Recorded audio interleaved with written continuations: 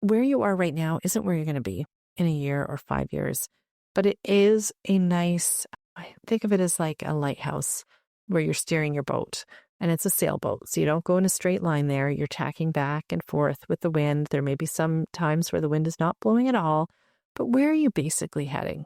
What do you picture if you could kind of create your family life and steer you towards a particular lighthouse? Where are you heading? Welcome to the Baby Sleep Connection, a podcast that explores baby sleep and more through the lens of attachment and development. I'm your host, Heather Boyd. I'm a mom of 3, an occupational therapist, and a certified infant and family sleep specialist. If you are a tired parent who wants to support your baby sleep holistically, keep listening as we delve into approaches that go well beyond the usual strategies of wake windows and bedtime routines. Your baby's sleep is connected with so much more. Hello, and welcome back to the Baby Sleep Connection podcast. I'm your host, Heather Boyd, and it's been a while since I've done a solo episode or recorded it. I try in vain to log a few ones in ahead of time to send to my podcast editor, because that makes everything go much more smoothly. But life will keep on lifing, and I am recording this the day before I had wanted it to be released. So if you're listening to this, it is because of my wonderful editor. Getting things from A to B, from recorded to polished and published. And I think we all have people like that in our life. I'm thinking especially of those of us in parenting when we're feeling overwhelmed and we feel like there's so much that we have to do. You got to look for the people around you that are helping pull some of the weight and bringing it forward. And for me, it's my editor. And if we're starting this episode off with some gratitude for the people that make all this happen, I want to shout out to my social media support person too. It is the two of them that make it possible for me to even have the time and energy to record a podcast, to put my energy and attention into the clients that I support, and to still be able to balance that at least somewhat. We're going to talk about balance today. Balance that somewhat with the amount of time and energy and focus that I want to have on my kids and family too.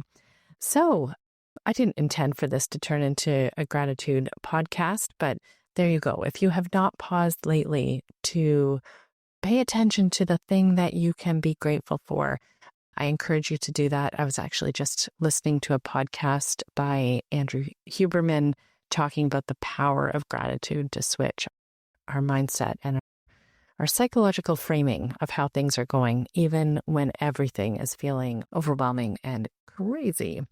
So I was thinking back to when I was a new mom, actually this week in preparation for today's podcast. And I had a close friend who went through hypnobirthing with me. So both of our partners and the two of us met at a hypnobirthing class.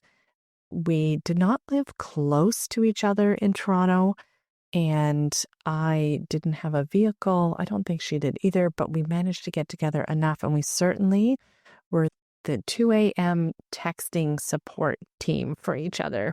I could always count on her responding fairly rapidly because our babies were born almost in the same week. And so we had those sleepless nights and lots of wake ups and lots of nursing at night and lots of comforting. And to have someone that's like, you awake? Yep. You awake? Yes. And she was lovely. But there was one thing I remember her saying, and we were both very invested in learning about and really sinking into this idea of framing parenting through attachment. And so one of the first books I found on the library shelf was Dr. Sears' The Baby Book, and he had the attachment parenting book as well. And I just ate it up. I ate it up because I finally had something that made sense to me for parenting that was different than the framework that my parents would have had in the 80s. And yes, attachment parenting technically was around in the 80s. And I would argue in a lot of ways, it's what has been done in the distant past as a foundation of the way parenting and communities work from an evolutionary point of view. It wasn't called attachment parenting. I often deliberately say attachment-based parenting because of how much can get wrapped up into that term, attachment parenting. And we're going to delve into that today too. But this friend and I, we read the same books on attachment. We were invested in learning this. It was a big shift for both of us. We both were, 80s babies where it was like latchkey kid kind of environment as we grew older. And so we were learning a lot and we were figuring things out as we went along. And the attachment based parenting approach, and Dr. Sears in particular, was just this beacon of light at a time where I didn't know what I was doing. And spoiler, none of us know what we're doing. So if you're at that stage, know that we're all along with you. We may be further ahead on the age of our kids, but I remember well how little I felt I knew, to the point where I was like, should they even be like, are they all leaving? Like, my midwife is leaving. They're just going to leave this baby here? Like, what makes us responsible enough to be able to handle this? Anyway, this friend of mine at one point asked me on the phone, how much are you baby wearing your baby? And I was like, well, I had a carrier and I was baby wearing from time to time, like daily, but not for long periods. And I don't know if I even answered the question before she answered it with, because I'm wearing my baby as much as possible. And in my vulnerable and open-minded and overwhelmed and uncertain mama mind, I interpreted that as to be a good parent.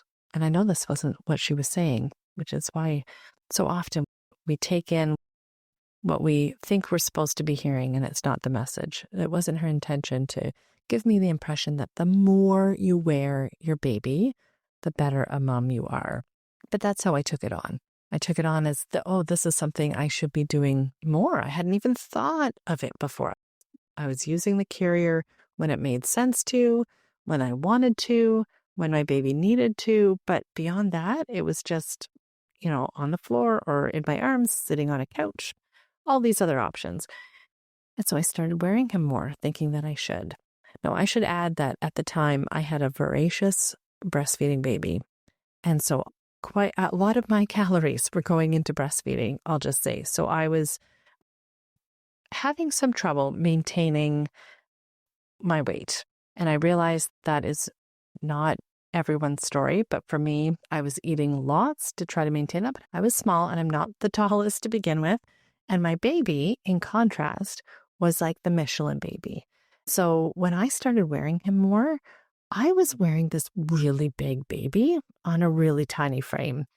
And I was already tired and exhausted, actually. And now I was wearing my baby everywhere. And we were in a stacked townhouse at the time. There were like stairs literally everywhere, like 2 flights of stairs to get to the front door, a flight of stairs just to get to the first floor. Everything had stairs. I exhausted myself in misinterpreting this parent's question. And more importantly, in applying her standards of what she felt was ideal for her and her baby to me. And I want to unpack that theme today. The theme, or the title of this podcast, at least the working title, is to attachment parent your way. And that means I could even just call it parent your way, because of course, although I work through attachment theory, I do deliberately separate that from the quote unquote attachment parenting that was coined by Dr. Sears for reasons that I might get into in this podcast. But I was taking on her values and her kind of set point and her goals as mine because I was trying so hard to measure up.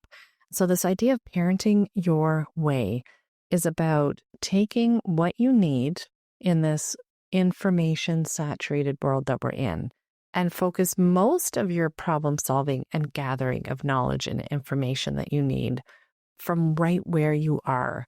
The baby who's in front of you, who's communicating in ways that you're learning about, the environment that you're in, the family lifestyle that you have, and the goals and the values that you have as a family and as a human being too. Now, I want to go back to a little bit around the baby book and Dr. Sears, because again, I know that when Dr. Sears, and if you're not familiar with it, he developed the 7 B's of attachment parenting. And now there's an organization called Attachment Parenting International. You can get a card and be a member. I toyed with that as a younger mom. In the end, I'm glad I didn't do that because I think I would have really fallen in with trying to measure up. There was a Times article actually a number of years ago called "Are You Mom Enough?" And it was about whether you're attachment parenting enough. Like, are you measuring up? There was a big fallout from that because the cover didn't represent the actual impression that this breastfeeding mom and her toddler had expected. But Dr. Sears' 7Bs were well intended as a way of framing how to work through an attachment model. But I look at this list now and I'll read out the list because for context, I think it's helpful. Either you haven't read it for a while or you're not sure about it.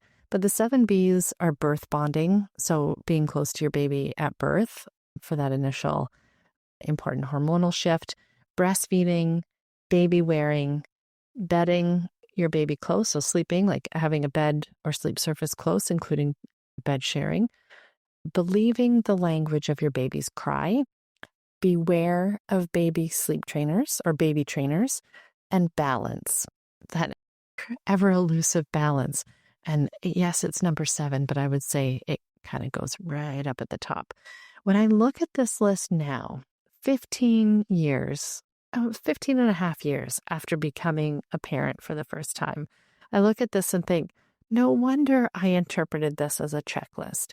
These are very specific, measurable goals. Like, have you heard of the SMART goals? Specific, measurable, achievable, realistic, and time bound. Like, can you check these all off while your baby is young? And if you do, you win. And of course, that wasn't his intention, but I can see why I interpreted it that way. It's part of why I focus much more on the attachment theory piece of things and attachment based, like using that as a foundation of kind of orienting where I support families in terms of their responsiveness at night and supporting sleep and understanding their baby. Because of course, attachment is part of and integral with baby development and neural development. It's also a part of our evolution in terms of the way that we've always parented babies long before there were books and experts and social media and all of that. But there was one part of one of his books that I remember so well, and I must have read it fairly into that first year of parenting. And his wife co-authored the book. His wife, Martha, was a nurse. And I remember a description of her when her kids were doing something that they shouldn't do, or they were getting, I don't know, wound up or something. Something was kind of going off the rails. And she would give them, quote unquote, the look.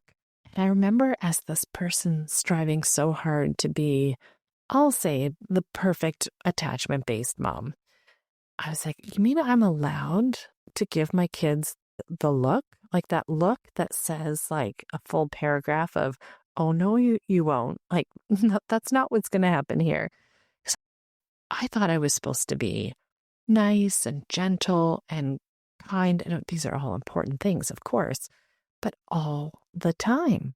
That if I loved my kids and I was good at this, that I wouldn't ever have an inclination to give them the look that does not need any words, that steers them to pause what they're doing and reconsider.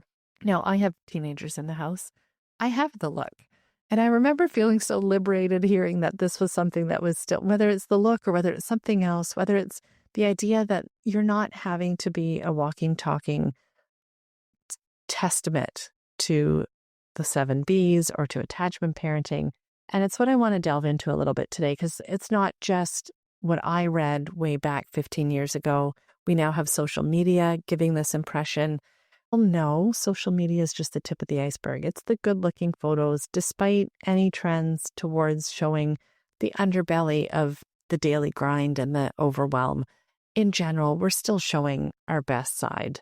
We're showing the ideal.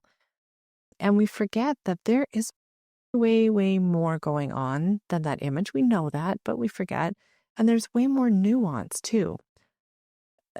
Unrelated to kids, I do have a story about that. There was a woman that I was seeing. We were interacting in a conversation in a Facebook group about living very minimalist and simply and keeping technology. It was a very pioneering kind of a Facebook group. It wasn't about pioneering, but it was about environmental health issues. And one of the strategies is to keep things really simple and kind of go back to keep things as simple as possible to stay healthy. And she said, I basically live like a pioneer. And in my mind, I had an image of what that is. I'm like, oh, is that what like we should all be striving for? And in my mind, that meant no electricity, no, like truly pioneer. And I said, how do you wash your clothes? And I'll never forget this because we get these impressions, right? She said, oh, well, I have a washer and dryer. And I was like, oh my goodness. So if I had not asked her, I would have forever, from that point on, assumed that what her impression of living like a pioneer meant was zero electricity and no washer and dryer. And it turns out that it's not the case at all. And that happens in parenting too. When we say, this is what I believe in or this is what I support, it does not mean there isn't a lot of nuance. And that if you were actually in their house, you would be seeing so much more variation in conversations, in facial expressions, in priorities. All of these are not set in stone.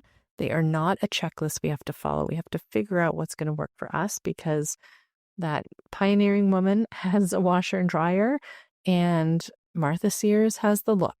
And so if you are finding that you're falling into that trap of making things all like look good enough to be who you're striving to be, I want you to take a deep breath, take a step back and know that life just keeps on plugging away and it's not going to look like you think it will, but it can be curated in a way on social media that can make it look that way. So rest assured, there is a lot more, mess going on our floors that social media does not pick up on, or that the books that describe a certain approach like attachment parenting can't possibly reflect because they're focused on a message, right? They're focused on the message.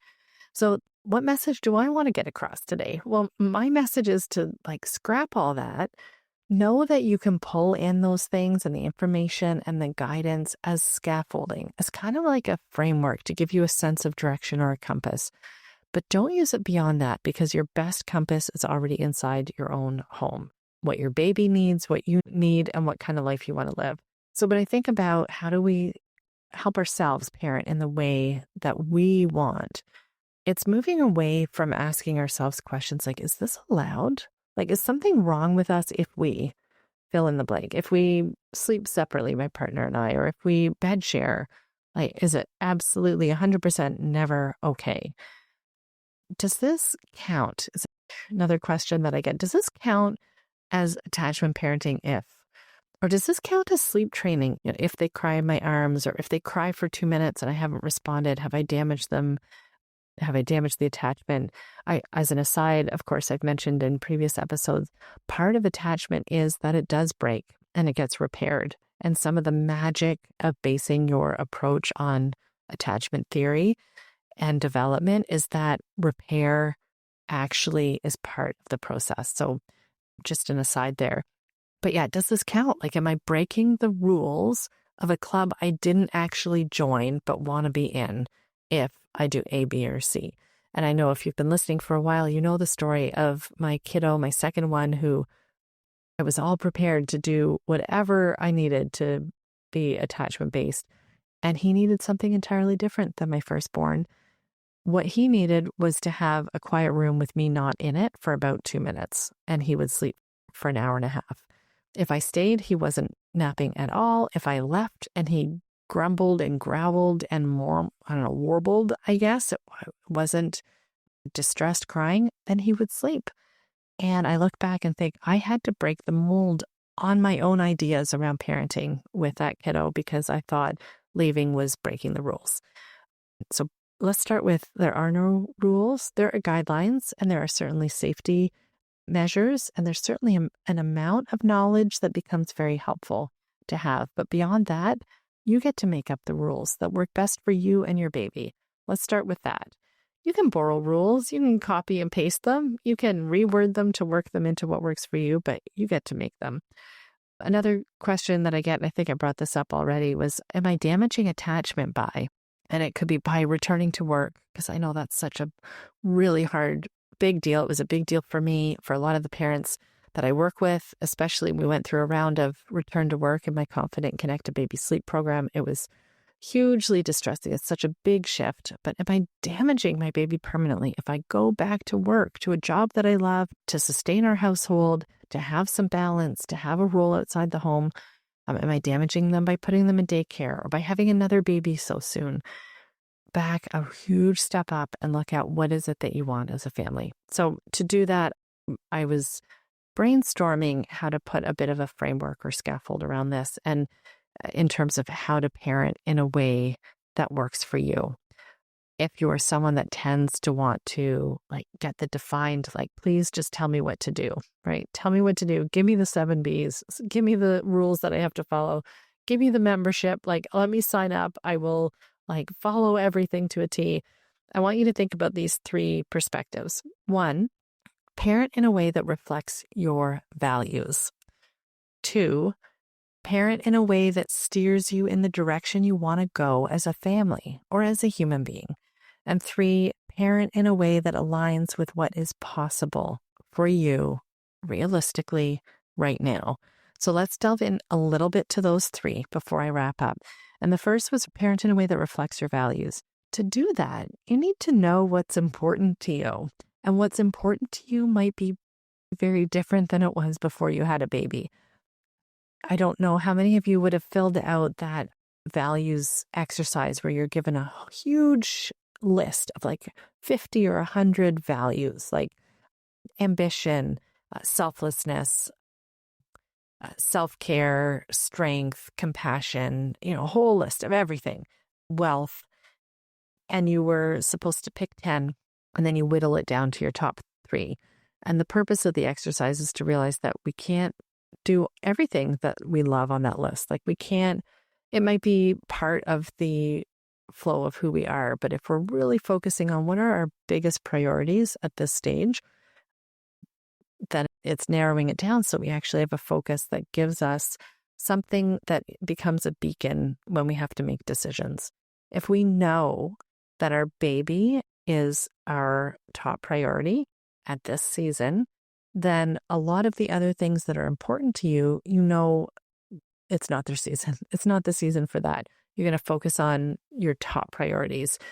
Those things are still there. They still have to get done. Having a clean house may have been a top priority. Maybe it still is for you. It was for me as well, but it definitely took second fiddle to the kids and getting them into bed. But it was pretty high on that list because I remember really wanting to make sure that I could move through my house in a way that made me feel good and was manageable. And so that was a pretty high priority, but it didn't usurp the kids. Let's see. So that list of words, can be helpful to narrow it down. But there's a coach who was a guest on my show, Lisa Carpenter, and she runs that exercise of picking your values a little bit differently. She asks it as, who would the 5 people be if you were having a dinner party? And I realize, in our house, when the kids were young, dinner parties were not all that easy to come by. They took more work. It was not a value of mine to have dinner parties. But what 5 people would you want to invite? People dead or alive? People you would actually be able to meet or never have a chance to meet in your life? Who would those 5 people be? So you think of people that you highly respect. And we're thinking family and friends are fine, but think a little bigger, to, authors you've read or speakers or people whose material you get really excited about, and picking those 5. And once that list is done, and I've kind of done this backwards because now I'm talking about values. So technically you're supposed to do it before you know that we're actually going to use this to pick your values. Look at what each of those 5 people bring. What kind of values do they have? What are their priorities? What is it that you respect about them? And does that help you understand what your own values are? I will add that your values will change dramatically over the course of becoming a parent and watching your kids grow up. And that is normal. So if you like the idea of actually going through and giving some thought and reflection to what your values are, know that it can be worth repeating even a year from now when your baby is a little bit older. Now, the second point I wanted to unpack a little bit on this list of 3 points of how to parent your way is steering you in the direction you want to go as a family. Now, just like your values will change, families grow and change as well. And so where you are right now isn't where you're going to be in a year or 5 years, but it is a nice, I think of it as like a lighthouse where you're steering your boat. And it's a sailboat, so you don't go in a straight line there. You're tacking back and forth with the wind. There may be some times where the wind is not blowing at all, but where are you basically heading? What do you picture if you could kind of create your family life and steer you towards a particular lighthouse? Where are you heading? And it doesn't mean that you stay fixed on this vision. That may change. You may highly value your career and then decide that it's not actually as important to you. You may highly value a large and spacious house and then decide that actually the simple life, the pioneering life without a washer and dryer might be more your style. Or it might go the other way around. You may think that you want to stay home and be a stay-at-home parent, and then you realize that actually there's something missing for you and you want to go back to work, or you want to start a new career, or you want to move to a new country. So knowing where you want to head, but staying flexible with this vision is helpful because it is going to shift. Now, the third and last point I want to make on parenting your way is to parent in ways that are possible now. What season are you in right now?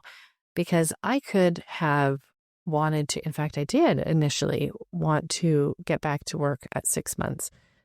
You may have a particular idea of where you want to head and what you picture for your family. Knowing what that boils right down to with values means that with those values words, they aren't actually objects or a particular location or a particular house or a particular job. They are like the core foundation of where you want to head. And so how that actually gets expressed and what it's going to look like is almost impossible to imagine even. So keeping it really focused on what is it that's a priority right now that you can actually sustain? What's something that you can do that makes this life beautiful for you at a time where you may be overwhelmed? What gives you that little bit of joy at an otherwise overwhelming time? And how do you want to express your values in this season? When you've got little babies at home, a lot of the things you put your attention and time into are not all that flexible. They have to get done. I'm going to bring up that gratitude piece because I think it was Scott Noel used to put out a daily letter, a nice little short sentence in an email, especially with young babies where you have to change their diaper, you have to feed them, you have to go up and comfort them, to reframe that as, I get to choose this.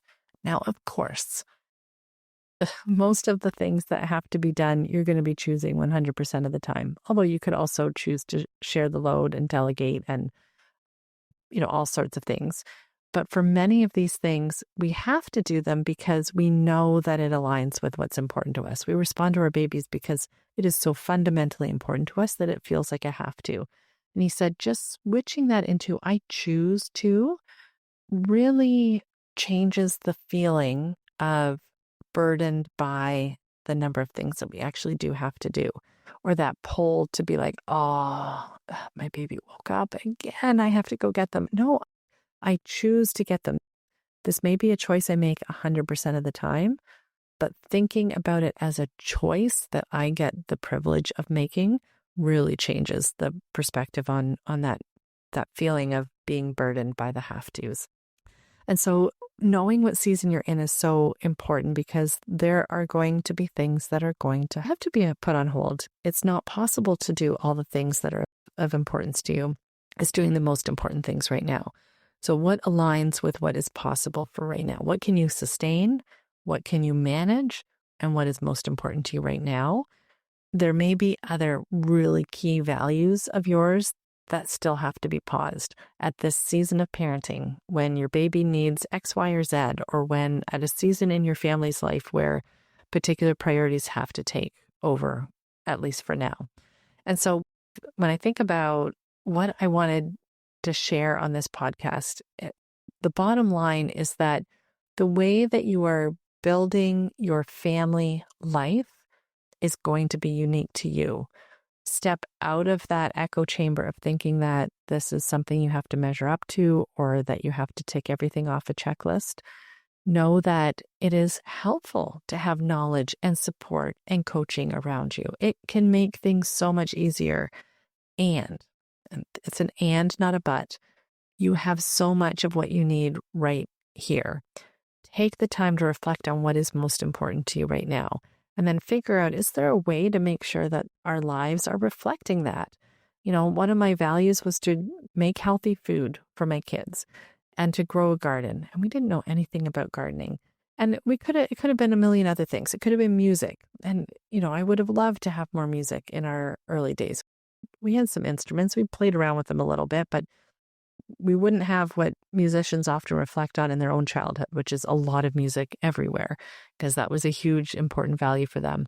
And so instead, we put our energy into gardening, and it felt so aligned for me to have my kids start toddling out to the garden to pick fruit or to bring in, dill or kale. And I just thought, there are those moments where you think, oh my gosh, this just so good and so aligned. And it wasn't because it was a picture perfect garden. It was not. And it wasn't because I was trying to follow a checklist on what makes a good mom. It was a value that was important to me, and we made it happen. Now, of course, we made it happen, again, at the expense of other things that would have also been lovely. I mentioned music, but it could be many other things. It could have been traveling, which we did a little bit, but for other families, traveling may be a huge priority, and they've, flying or visiting other countries or going on road trips was less of a priority for us. So you think about, what is it that just, like when you manage to have that moment, or to see that all those little things like buying the seeds and planting them and making a point of bringing your kids out there to point out what's happening in the garden. When it aligns with your values, it just feels so different in a very satisfying way than it would be with, checking things off and feeling satisfied that you've followed the rules. So I will stop there. I hope this resonated with you. I would love to know what your thoughts are on this. I know that when it comes to sleep, there are so many quote unquote rules or guidelines or do this and don't do that out there.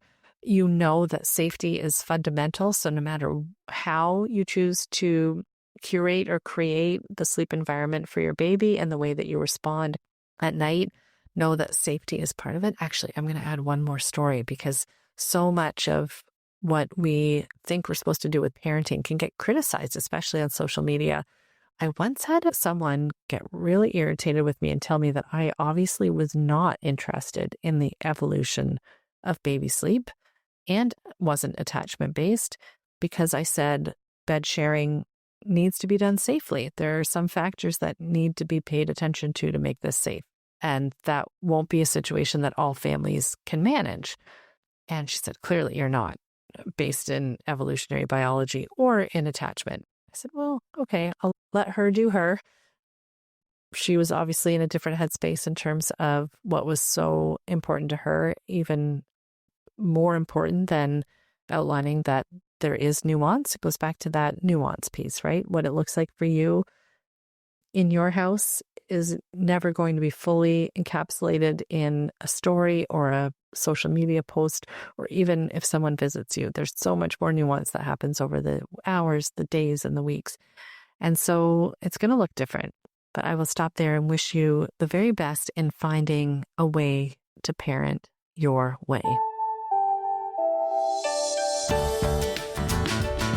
Thank you for joining me on this episode. I do hope that you found the information and perspectives in this podcast episode helpful to you as you navigate your baby's sleep development. Of course, this podcast provides general information, and it isn't tailored to your family's reality or the specific needs of your baby. If you're concerned about your baby's sleep or health, be sure to reach out to your healthcare provider. If you're feeling exhausted and overwhelmed and you need a place to feel nurtured and reassured, you can find me on Instagram at familysleep.ca. Until next episode, look for the connections that support you and your baby.